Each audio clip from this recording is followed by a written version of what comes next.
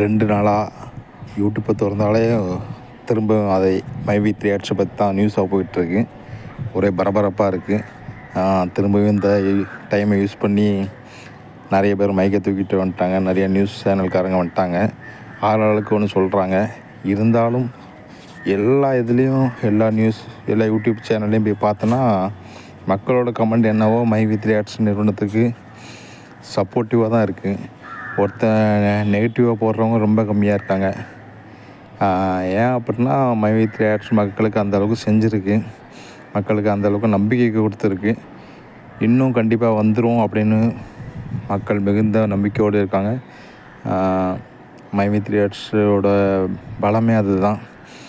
மக்கள் யாரையும் இதுவரை கம்ப்ளைண்ட் பண்ண விடல. அந்தளவுக்கு அவங்க மக்களுக்கு பண்ணாங்க.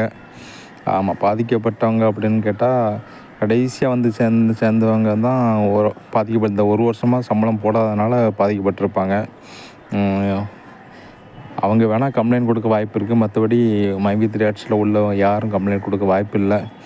மீண்டும் மைவி 3 ஆட்ஸ் வரும் நம்பிக்கையில் இருக்கிற நிறைய பேரில் நானும் ஒருத்தன்.